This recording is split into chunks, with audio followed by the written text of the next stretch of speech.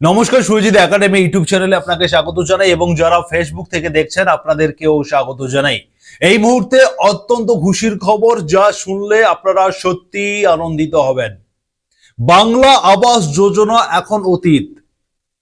নতুন সরকারের আমলে নতুন আবাস যোজনা চালু হয়েছে, প্রধানমন্ত্রী আবাস প্লাস যোজনা। এই যোজনাতে আপনি এক্ষুনি আবেদন করতে পারবেন।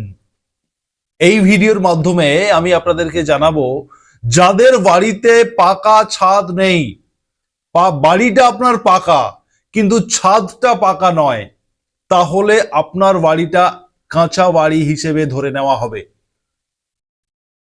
পশ্চিমবঙ্গ সরকারের পঞ্চায়েত এবং গ্রাম উন্নয়ন মন্ত্রী সম্মানীয় দিলীপ ঘোষ মহাশয় তিনি জানিয়েছেন, যার বাড়িতে ছাদ থাকবে না, পাকা ছাদ থাকবে না, সেই বাড়িকে আমরা কাঁচা বাড়ি হিসেবে ধরবো এবং সেই বাড়িতেও আমরা আবাস প্লাসের টাকা তুলে দেব।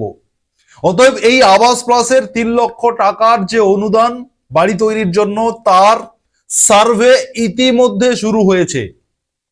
ইতিমধ্যে সার্ভে শুরু হয়ে গেছে, চলছে, বিগত 1-1.5 মাস ধরে সেই সার্ভে চলছে। এই সার্ভের লাস্ট ডেট বা সময়সীমা 31 অগস্ট পর্যন্ত। আবারও বলছি, 31 অগস্ট পর্যন্ত এই মাস আপনাদের জন্য একদম লাস্ট মাস বা সার্ভের লাস্ট টাইম। এই 31 অগস্টের মধ্যে আপনাদের সার্ভেতে অংশগ্রহণ করতে হবে। এই 31 অগস্টের মধ্যে আপনার বাড়িতে সার্ভে করার টিম যাবেন, আপনার বাড়ির তথ্য নেবেন। এই অগস্টের 31 তারিখ সার্ভের শেষ সীমা, শেষ সময়। এই সময়ের মধ্যে আপনাদেরকে আবেদন করে ফেলতে হবে। এখন আপনারা নিশ্চয়ই প্রশ্ন করবেন যে এই আবেদন কিভাবে আপনারা করবেন। সার্ভে টিম আপনার বাড়িতে পৌঁছবে। মাননীয় দিলীপ ঘোষ মহাশয় জানিয়েছেন, বিডিও অফিস থেকে, পঞ্চায়েত অফিস থেকে সার্ভে করার জন্য লোক আপনার বাড়িতে যাবেন, আপনার বাড়ির তথ্য নেবেন, দেখে নেবেন যে আপনার বাড়ির ছাদটা পাকা রয়েছে কিনা, জাস্ট এটুকুই দেখার। কিন্তু আপনার বাড়িতে তারপরেও যদি সার্ভে না হয়, সেক্ষেত্রে আপনাকে একটি SMS করতে হবে, ইমেল করতে হবে।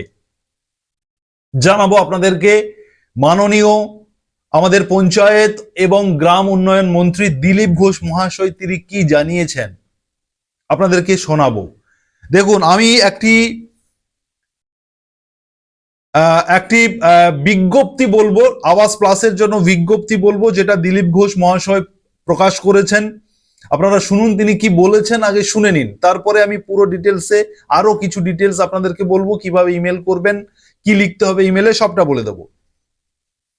আবাস প্লাসের সম্ভাব্য সকল লাভার্থীদের কাছে আমার আন্তরিক আবেদন। কে বলছেন? দিলীপ ঘোষ বলছেন, আমার আবেদন। দিলীপ ঘোষ আপনাদেরকে আবেদন করছেন, জানাচ্ছেন যে গত 2.5 মাস ধরে গ্রামগঞ্জে সর্বত্র লোক পাঠিয়ে আবাস প্লাস সমীক্ষার কাজ চলেছে। গত 2.5 মাস ধরে এই সমীক্ষার কাজ চলছে, আপনারা অনেকেই জানেন না, আপনার কাছে হয়তো পৌঁছায়নি সার্ভে টিম। তিনি বলেছেন 2.5 মাস ধরে আমাদের সার্ভে চলছে, কিন্তু এখনো যদি কোনো বাড়িতে সমীক্ষা না হয়ে থাকে তাহলে আর দেরি করবেন না। যদি এখনো আপনার বাড়িতে সমীক্ষা না হয়ে থাকে, আপনি আর দেরি করবেন না। 31 অগস্ট পর্যন্ত আপনি আর অপেক্ষা করবেন না, আপনি এখনই ইমেল করে দিন, একটি SMS লিখে দিন। বলবো আপনাকে কিভাবে লিখতে হবে, কি লিখতে হবে। শুনুন আগে পুরো কথাটা তিনি কি বলেছেন। আগামী 15ই আগস্ট সমীক্ষার কাজ শেষ হচ্ছে। আমি এই পোস্টটা আজ থেকে 6 দিন আগের ঘোষণা করা পোস্ট আমি আপনাদেরকে নোটিফিকেশন বলছি যে 15ই আগস্ট শেষ সময় ছিল, কিন্তু এই মুহূর্তে ডেট বাড়ানো হয়েছে। এই মুহূর্তে ডেট 31 অগস্ট পর্যন্ত বাড়ানো হয়েছে। সে কারণে আপনাদেরকে 31 অগস্টের মধ্যে ইমেল করতে হবে। ইমেল করতে হবে। কোন ইমেল? ইমেল আইডিটি আমি স্ক্রিনে দিয়ে দিচ্ছি, দেখুন, dilipghosh64@gmail.com। দিলীপ ঘোষ ছোট হাতের অক্ষরে, দিলীপ ঘোষ 64@gmail.com। এই ইমেলে আপনারা এখনই ইমেল করে দিন। 31 আগস্ট পর্যন্ত সমীক্ষার টিম আপনার বাড়িতে আসবে, এটা তিনি জানিয়েছেন। যদি না আসেন আপনি এখন ইমেল করে রাখুন, তারপরে যদি সার্ভে টিম আসবে, অসুবিধা নেই। ইমেল করে দেওয়ার অর্থ হচ্ছে আপনার সার্ভেটা হয়ে গেল। তিনি বলেছেন নিজের স্মার্টফোন না থাকলে পরিবারের বা আশেপাশের কারোর মোবাইল থেকে ইমেল পাঠাতে পারেন। আপনার দেওয়া তথ্যের ভিত্তিতে প্রয়োজনীয় ব্যবস্থা নিয়ে আপনার বাড়িতে সমীক্ষার জন্য লোক পাঠানোর চেষ্টা করব।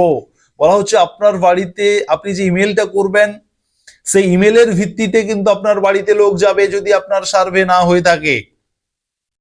এবারে আমি এখানে আপনাদেরকে আর একটা কথা বলে দিচ্ছি। ধরুন আপনার বাড়িতে সার্ভে হয়েছে, আপনি কাগজপত্র দিয়েছেন, সার্ভে হয়েছে, আপনার কাছ থেকে কিছু ডকুমেন্টস নিশ্চয়ই চাওয়া হয়েছে, Aadhaar card, voter I card, ration card, এগুলো চাওয়া হয়েছে, আপনি দিয়েছেন জেরক্স কপি, আপনি নিশ্চিন্তে রয়েছেন। কিন্তু আপনাকে আমি অ্যাডভাইস দেব, আপনি একটি ইমেল করে রাখুন, কারণ আপনার কাগজ আপনি যার হাতে দিয়েছেন তিনি কোনো কারণে, তিনার অনিচ্ছাকৃত ভুলে আপনার কাগজটা কোথাও থেকে গেছে, তিনি জমা করেননি অফিসে, হতে পারে অনিচ্ছাকৃত ভুল মানুষের হয়ে যায়। আপনি ইমেল করে রাখার অর্থ হচ্ছে আপনার কাছে একটা প্রমাণ থাকলো আপনি ইমেলটা করেছেন। অতএব ইমেলও আপনারা করে দিন যারা কাগজ জমা দিয়েছেন। গত 1 মাস ধরে মাননীয় বিধায়ক, গ্রাম পঞ্চায়েতের প্রধান এবং অন্যান্য জনপ্রতিনিধিদের সঙ্গে যোগাযোগ করে নিশ্চিত করার চেষ্টা করেছি যাতে কোনো যোগ্য পরিবার সমীক্ষার বাইরে না থেকে যায়।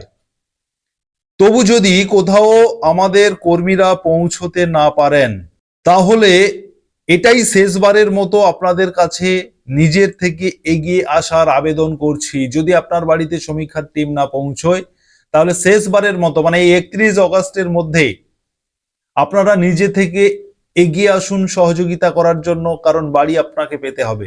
ইমেল করে দিন।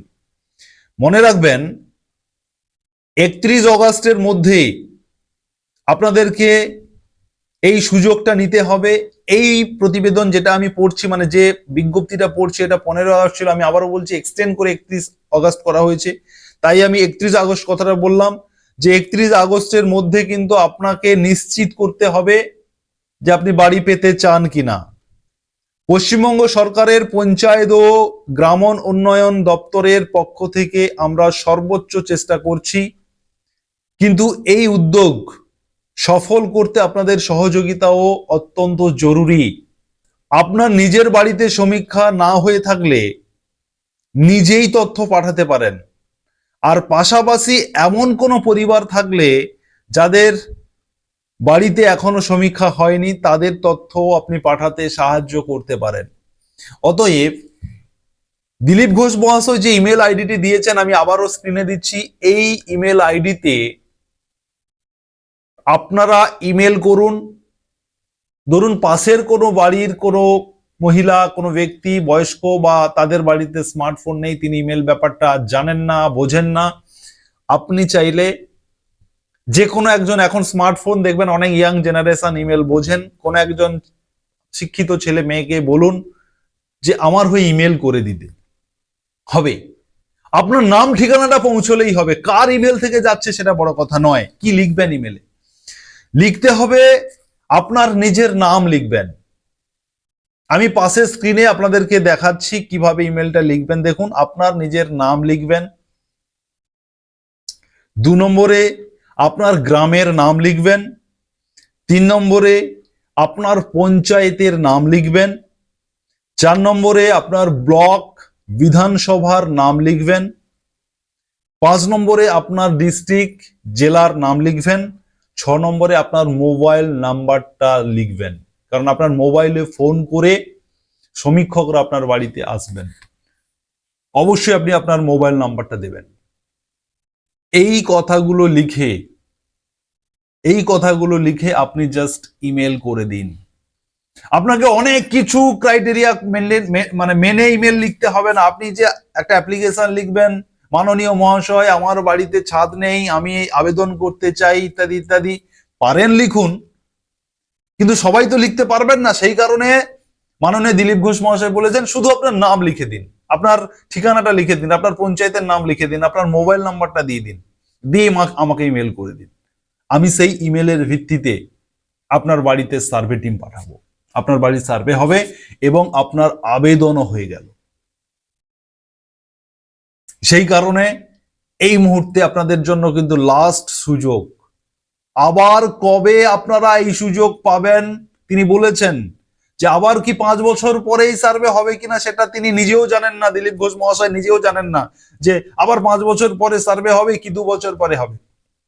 এই সুযোগটাকে কাজে লাগান। শুনুন আপনারা মাননীয় পঞ্চায়েত এবং গ্রাম উন্নয়ন মন্ত্রী দিলীপ ঘোষ মহাশয়ের বক্তব্য।